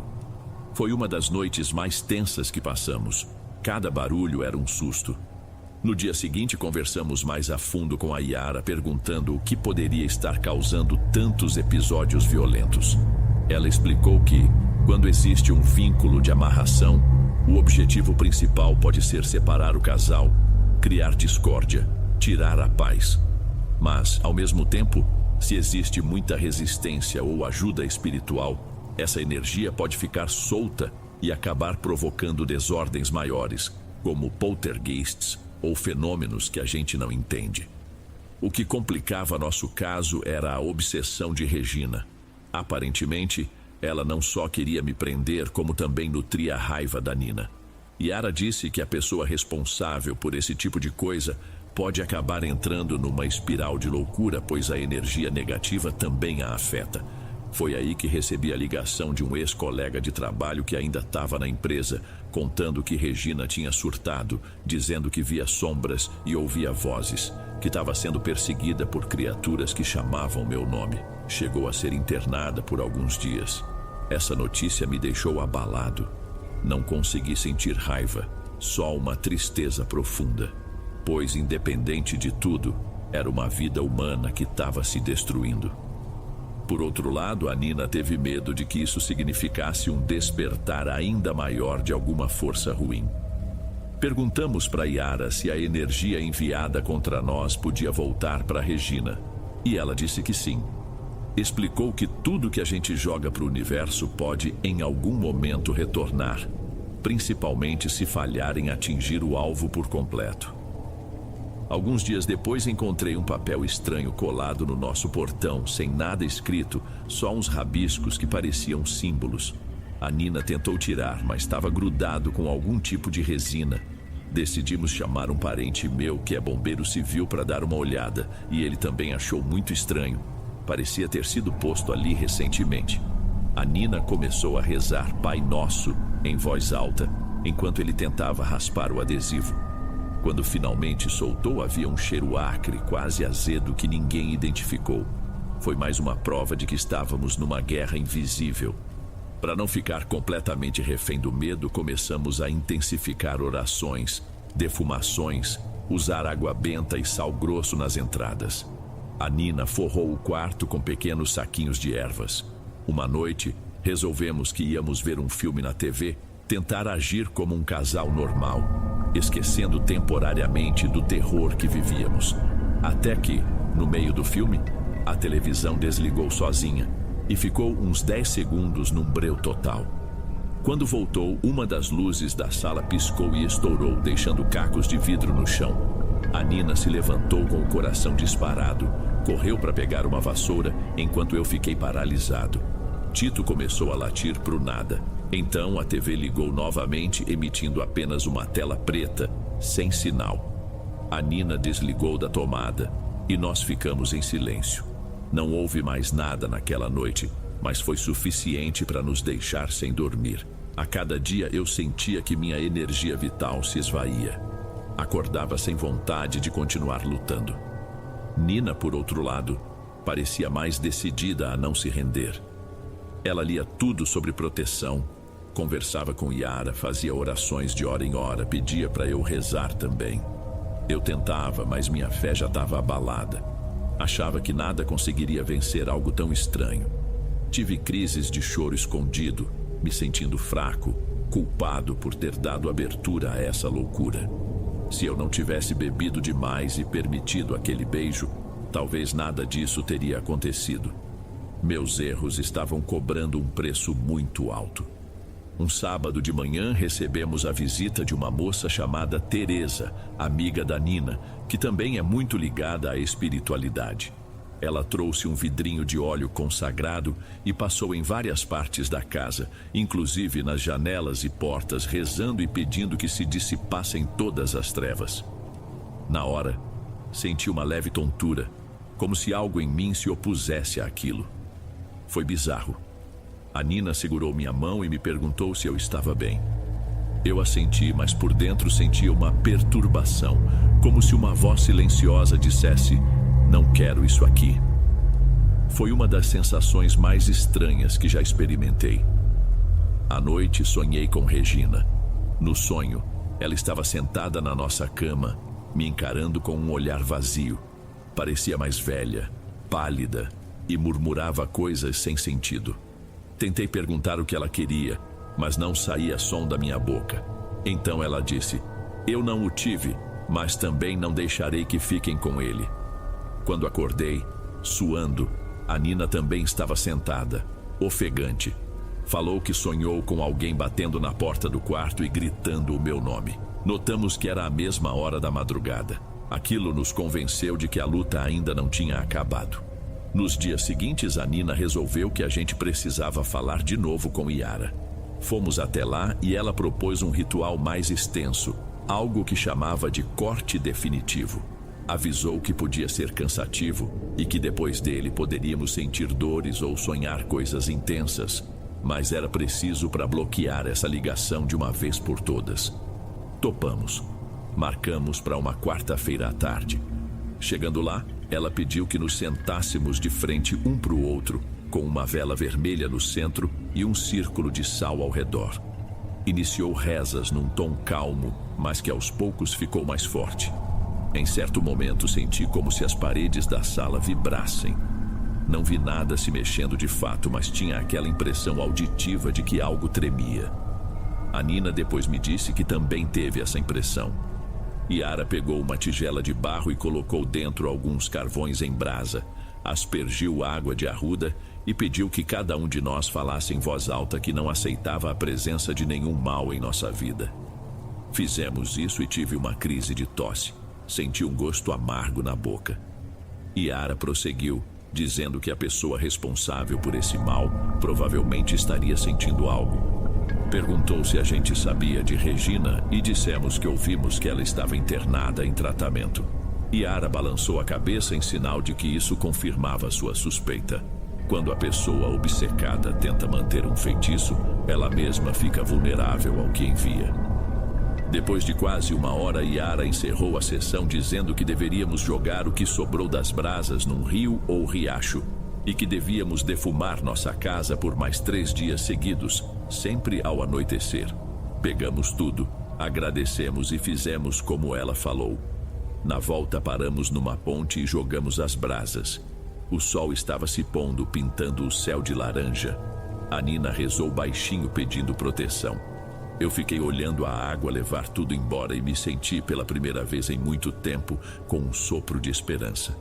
Quando chegamos em casa, parecia que a temperatura estava mais agradável, o ar mais leve. O Tito veio nos receber, abanando o rabo. A Nina me abraçou e ficamos um tempo sem dizer nada, só sentindo aquele momento de serenidade. Porém, ainda havia vestígios. Sabíamos que não bastava um ritual. Precisávamos manter a casa protegida e cuidar do nosso emocional, pois qualquer brecha podia ser uma porta de entrada de novo. Nos dias que se seguiram, não houve mais batidas estranhas na porta, nem copos quebrados ou sacolas bizarras jogadas no quintal. Eu comecei a me sentir mais disposto. Ajudei a Nina com as tarefas. Tentei melhorar nosso ambiente, colocar música, conversar. Mas ela ainda estava machucada com a história do beijo, da traição. Percebi que para recuperar minha vida de verdade, eu precisaria reconquistar a confiança dela. Então, passei a me esforçar fazendo surpresas, comprando flores, tentando ser o cara que eu era antes de toda aquela sombra cair sobre nós. Enquanto isso, continuei procurando emprego. Fiz entrevistas, mas não rolava nada concreto. Uma noite mandei mensagens para alguns contatos e consegui um freelance de consultoria administrativa num pequeno negócio de um conhecido. Foi um alívio, pois qualquer renda já ajudava a pagar as contas. A Nina também divulgou mais o trabalho dela como manicure, então a agenda dela cresceu. Devagar, começamos a retomar nossa rotina, mas agora com um olhar mais cauteloso para o mundo à nossa volta. Quase 1 mês depois do tal ritual com Yara, ficamos sabendo por uma terceira pessoa que Regina havia saído do hospital, mas não estava bem. Chegou a voltar para casa de uma tia, mas parece que tinha crises de pânico, via vultos e gritava à toa. Eu confesso que senti uma tristeza profunda ao saber disso. Por mais que ela tenha feito mal pra gente, não desejei que ela terminasse assim. A Nina apenas disse que Deus tenha piedade porque ela mexeu com o que não devia. Foi só essa frase. A gente não teve notícias além disso. Regina, se ainda queria fazer algo contra mim, aparentemente não tinha forças ou meios. A cada nova semana, a Nina e eu melhorávamos nosso relacionamento. Decidimos vender a casa onde passamos por tudo aquilo e nos mudar para uma menor, mas mais iluminada, com mais janelas, mais circulação de ar. Eu recebi uma oferta para trabalhar em um armazém como coordenador de estoque, um salário razoável. Aceitei, feliz por poder recomeçar. O Tito se adaptou rapidamente ao novo lar, embora no início ficasse farejando cada canto, como que para ter certeza de que não havia nenhum vestígio daquela energia ruim. Mesmo depois da mudança, a Nina continuou fazendo orações semanais e de tempos em tempos defumando os cômodos com arruda, guiné e alecrim. Deixávamos um copo com água e sal na sala, trocando todo dia, algo que Yara nos recomendou para absorver qualquer negatividade. Também usamos pedaços de carvão na porta de entrada como uma barreira. Parecia exagero, mas preferíamos pecar pelo excesso. Alguns amigos acharam estranho quando visitaram a casa, mas a gente explicava que era para cuidar da energia. Quem sabia do que passamos, entendia perfeitamente. Os meses foram correndo e nos demos conta de que aquela fase tenebrosa estava ficando para trás. Eu, no novo trabalho, me sentia até mais motivado. A Nina conseguiu reunir uma clientela maior e passou a ter uma renda muito boa com as unhas e os cosméticos. Voltamos a fazer planos, inclusive sobre tentar ter um filho num futuro próximo. Era como se o sol tivesse voltado a brilhar depois de uma longa tempestade. Mas, quando menos esperávamos, um último susto nos encontrou. Certa tarde, a Nina atendeu uma ligação anônima. A pessoa ficou em silêncio por alguns instantes, e então uma voz feminina murmurou algo como: "Ele ainda é meu." Nina desligou assustada e veio me contar. A princípio bateu o desespero. Será que Regina tinha voltado à ativa? Senti um calafrio. No entanto, nada mais aconteceu depois daquele dia. Foi um único telefonema. Não recebemos recados, não vimos sinais, não tivemos objetos suspeitos no quintal. Foi como um último suspiro de uma história que se recusava a morrer. Essa situação me fez pensar que, embora a gente tenha vencido o pior, algumas marcas ficam. Talvez a Regina, ou seja lá o que a possuía, ainda tentasse manter um pequeno fio.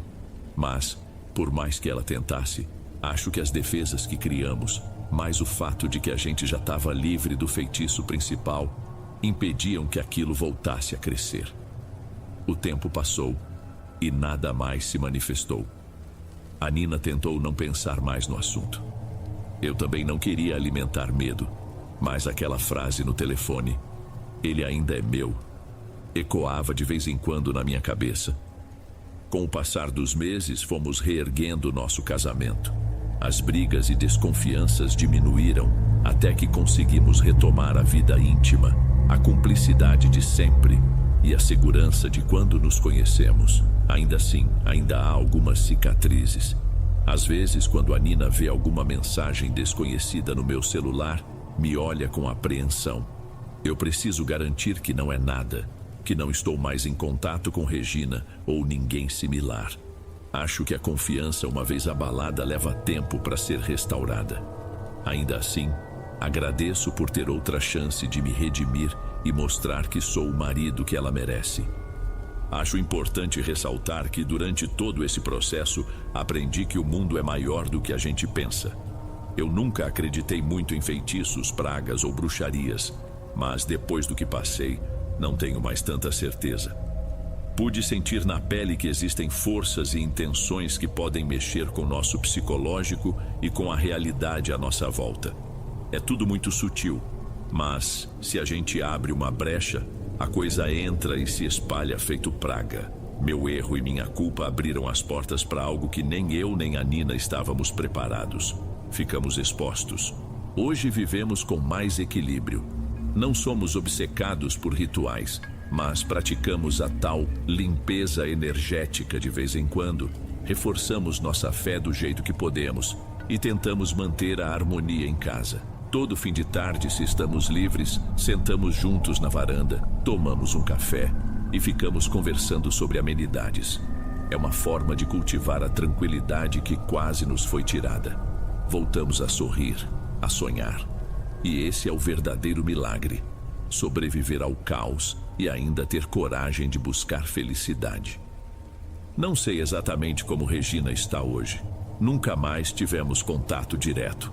Algumas fofocas chegaram até nós, dizendo que ela vivia reclusa, ou que tinha se mudado para longe, ou que estava internada em uma clínica. Nada confirmado.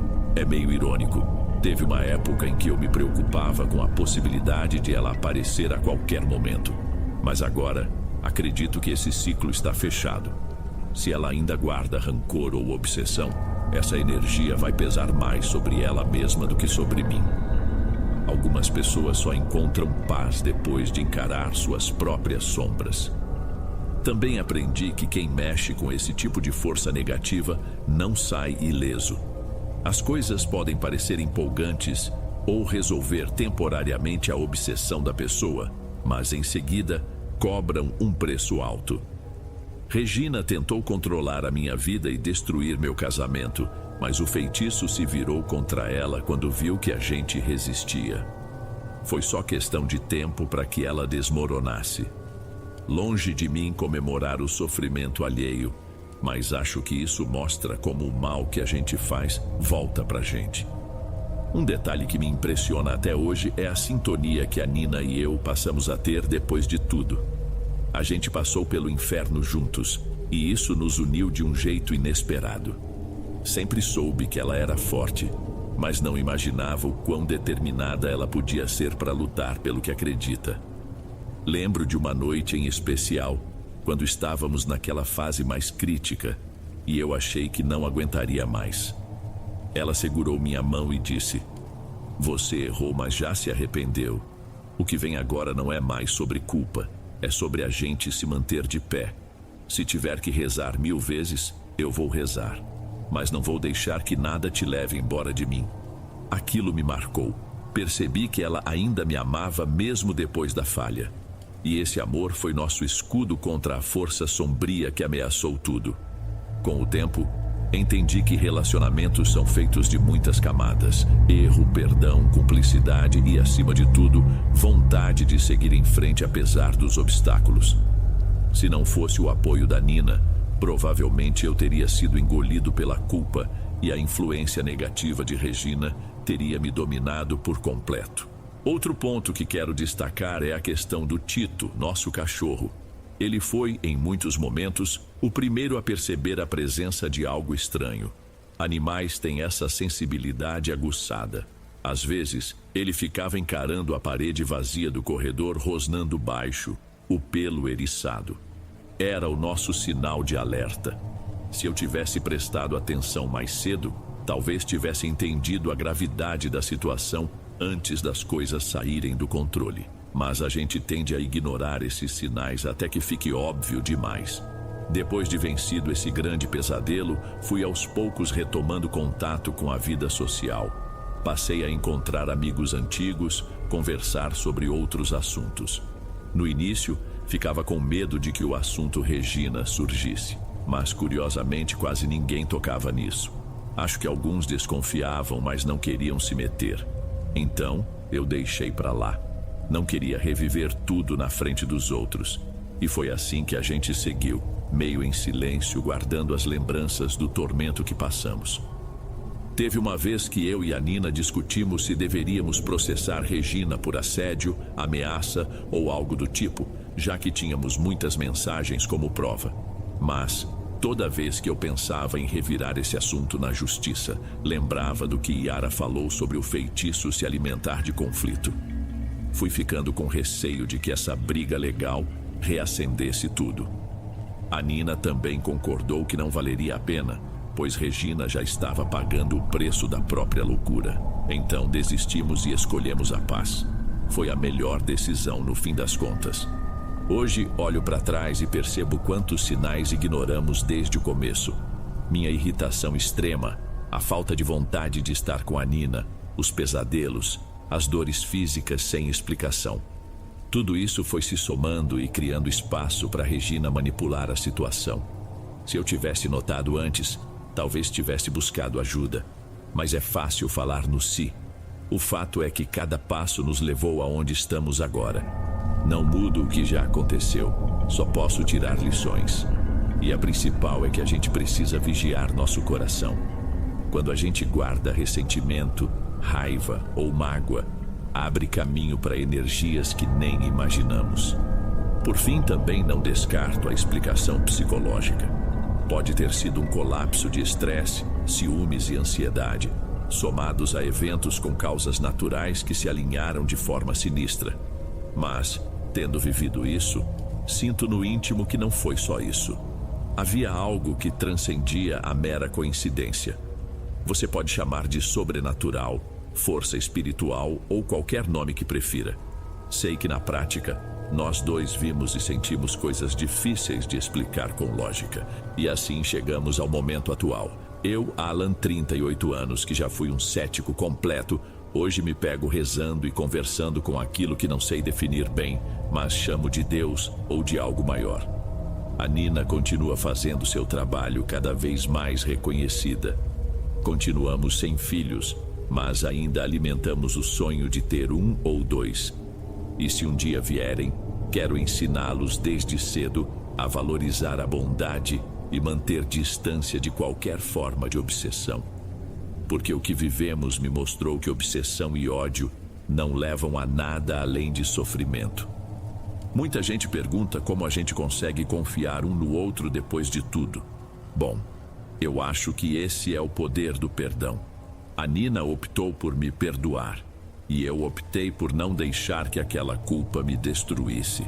Decidimos reconstruir o afeto. E isso não é fácil. Leva tempo, paciência, provas diárias de que quero ser uma pessoa melhor. Mas tem valido a pena. A gente se sente mais forte do que nunca.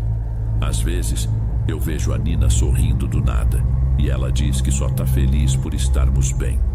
Isso é uma das melhores recompensas que eu poderia receber. Se for deixar algum conselho para quem ler esse relato, diria: cuidado com as brechas emocionais. Uma traição pequena pode se tornar a porta para um pesadelo. E não subestime o quanto a inveja ou a obsessão de alguém pode te afetar. Às vezes, uma simples mensagem ou um beijo impensado abre espaço para uma pessoa desequilibrada entrar na sua vida. Também busque ajuda. Não tenha vergonha de procurar alguém que entenda do assunto se perceber que coisas estranhas estão acontecendo. Eu e a Nina lutamos muito mais do que precisávamos, porque demoramos para aceitar que tinha algo além do normal acontecendo. Hoje nossa casa nova é um refúgio. As paredes são de cor clara, recebemos bastante luz natural e vivemos num clima de quem superou uma grande tormenta. Plantamos um pé de manjericão na janela da cozinha. A Nina diz que ajuda a purificar o ambiente. De vez em quando aparece alguma ansiedade, como se temêssemos que o passado voltasse. Mas eu lembro do que a Yara falou: aquilo que não é alimentado morre de fome. Ou seja, se Regina ainda carrega aquela ideia sombria, ela está sozinha com isso, porque nós não vamos mais dar espaço. Não sei se daqui a alguns anos a vida vai colocar Regina na nossa frente novamente. Se acontecer, espero que ela esteja livre dessa loucura, que tenha se recuperado e entendido o estrago que fez e que também sofreu. O que importa é que não vamos deixar mais nada arruinar a nossa felicidade. Foi um capítulo sombrio, mas que serviu de grande aprendizado. Somos uma prova viva de que certas histórias de assédio e feitiço não são mito ou invenção. Elas podem acontecer, e quando acontecem, é devastador. Ainda assim, acredito que a fé e a união do casal, ou de quem vive junto, podem ser mais fortes do que qualquer malefício. Encerro meu relato enfatizando: tome cuidado com seus sentimentos e ações. Foi o meu erro que abriu esse caminho. Se eu tivesse sido honesto comigo mesmo sobre o que sentia e não tivesse entrado naquela brecha de atenção da Regina, talvez nada disso teria sido possível. Mas também acredito no perdão e na capacidade de a gente se erguer depois de cair. É o que a Nina e eu temos vivido. Um recomeço, com cicatrizes, mas também com novas bases sólidas e um amor que sobreviveu ao que parecia impossível de superar. No final, jogar aquelas cinzas no rio simbolizou a quebra de um ciclo vicioso de negatividade, e esse ato, somado às orações, defumações, benzimentos e principalmente ao fato de termos permanecido juntos, fez a diferença. Então, se você por algum acaso estiver passando por algo parecido, não espere o pior. Busque ajuda, se proteja, abra seu coração para quem você ama e não enfrente tudo sozinho. Às vezes, a maior arma contra essas forças misteriosas é justamente o amor e a solidariedade que os conecta. Talvez minha história não tenha momentos de efeito especial ou explosões cinematográficas, mas vivê-la foi assustador o suficiente para mim e para Nina. Imaginar que existe um nível de maldade que opera nos bastidores da nossa realidade já faz a gente pensar duas vezes antes de duvidar de qualquer coisa.